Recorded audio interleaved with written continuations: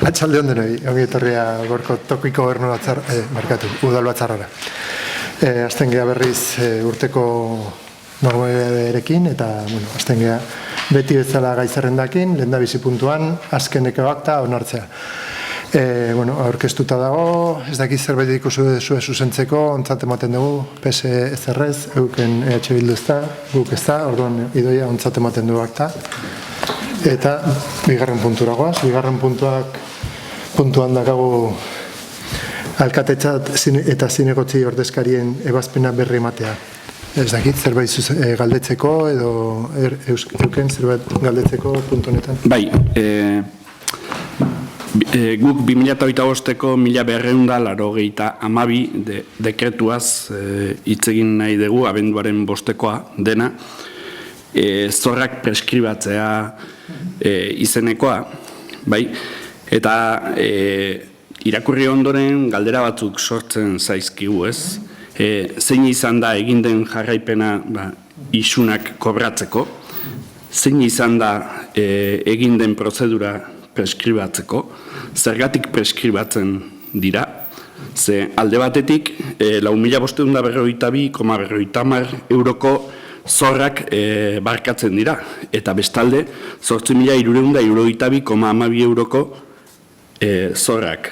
Guztira, 12.904,72 euroko dirua dena, ez?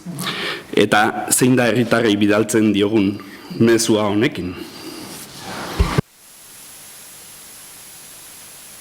Bai, nik uste dut hori interventorari galdetu behar dugu, orduan ondo irutzen bazaizue, hartzen dugu galdera eta horrengo udalbatzan erantzungo dugu.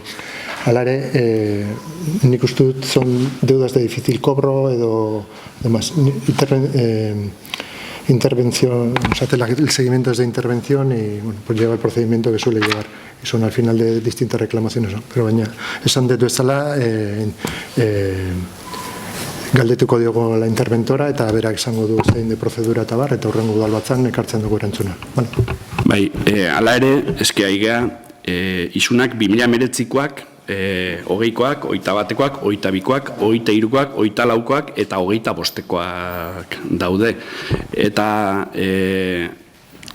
aldundiarekin edo akordio bat daukagu, ez, isunak kobratzeko eta guzti hori, orduan 19koak pasadiren urten gatikan, agian ulergarria izango litzake, baina 25, 24 eta 23 eta 22koak pixkate harrituta gelditu geha, baina bueno. Hartzen dugu nota eta erantzungo dizugu, bale? Horren aparte duken zerbait gehiago, ez, ados. Hirugarren puntua dakagu tokiko gobernu batzarrak hartutako erabakien kontu ematea. Egon geha tokiko gobernu batzarretan ikusi ditugu aktak eta bar, hala ere ez dakit zerbait galdetzeko esateko bermek, ez? Duken EH Bildu ez da, guk ez da. Laugarren puntuan ja sartzen geha puntuan desberdinetan eta kasu honetan 2006 urterako egutegi instituzionalaren onarpena. Pasa genuen informazioa antolakuntzako batzordetik proposatzen da egutegi bat, zuzenketa batzuk egin genuen eta zuzenduta dago, ez dakit, zerbait esateko puntu honen ari buruz, duken ez da, ez da orduan ontzat ematen dugu, diktamina egin baino lehen, eta gero, parkatu. Osondo, horren bestez, osoko bilkura eskatzen zaio honako erabaki hau hartzea. 2026ko otsailetik 2027ko urtarrilak bitarteko urteko egutegi organikoa onartzea honekin batera doan proposamenean ezarritako moduan. Batez, eskerrik asko. Horre imaion hartzen dugu eta horrela traslatuko du. Laugarren puntuan dakagu 2026 garren urteko barkatu, 5garrenean, bai. Udalaren berriki gertatutuko eraso sexistari buruzko adierazpen instituzionala. Deno jakingo dugu bezala, orain dela 2 aste udal kiroldegian gertaera bat egon zen, una agresión sexista a una mujer que estaba haciendo deporte. En base a eso pues se pusieron en marcha tanto el Departamento de Igualdad como de Deportes y demás, y bueno, pues acabamos sacando una declaración institucional que es la que traemos a ratificar aquí o a leer aquí, y se tomaron las medidas correspondientes, vale. Igual emango dugu irakurriko dugu zein den akordioa eta gero hitz egiten dugu horretaz ari buruz. Ez baso inporta emango diot hitza Ainoari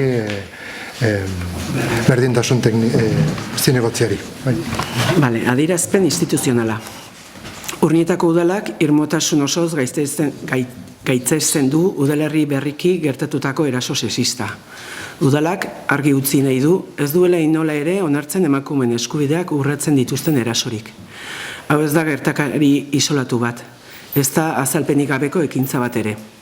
Hartutako erabaki kontziente baten emaitza da. Emakumeen askatasuna urratzea.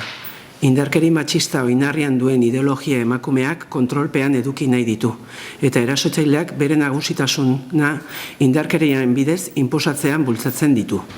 Horregatik, adierazpen honek erasotzaileen jarrera onartezina jarri nahi du jomugan.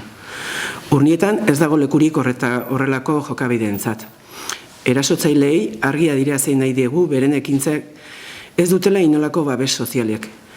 Komunitate gisa gure erantzunkizuna da haien inputitate espazioa mugatzea eta beldurraren bidez lortu nahi duten kontrol hori haustea. Horretarako ezinbestekoa da herrian erantzun irmoa jarrerok deslegitimatzea. Urnietako udalak ardura osoa du udalerrian bizi diren pertsona ororen eskubideak bermatzeko. Beraz, ez du atsedenik hartuko ahalegin horretan. Guztion artean arazo sozial larri honen irtenbidea bilatu beharra baitago. Prozesu horretan, ezinbestekoa da urnietarrei adierazpen egokiak eskaintzea. Oro har, emakumeen aurkako eraso guztiak irmotasunez gaitzetsi ditzaten. Hori guztia dela eta Urnietako udalak adierazten du erabat aurbegiatzen duela udalerrian gertatutako indarkeri matxista. Eta herritarrei dei egiten die urtarrilak 20an, arratsaldeko 6:30 San Juan plazan kolektibo feministak egingo duten elkarteratzera. Hori izan deklarazioa onartu genuena. Y bueno, por mi parte ratificar que comportamientos como este no son admisibles por este ayuntamiento ni por el pueblo de Urnieta. Nuestro más rotundo y enérgica condena a estos hechos y nuestro apoyo a la persona que en este caso fue víctima. Orain irekiko dugu ronda bat ondo iruditzen bazaizue eta bakoitzaren iritzia emango dugu, ¿vale? Herme, PSeren iritzia. Sí, bueno, nosotros ya dimos el visto bueno, de hecho por eso es declaración institucional, porque todos los grupos estábamos de acuerdo ante estos actos, que desde luego por nuestra parte, nuestro grupo tampoco no vamos a permitir y lo vamos a denunciar constantemente. Y nada más, adherirnos a esta declaración institucional, ya es pública también, pero bueno, hay que pasarla por el Pleno, pues que la apoyamos totalmente, vamos. Eskerrik asko.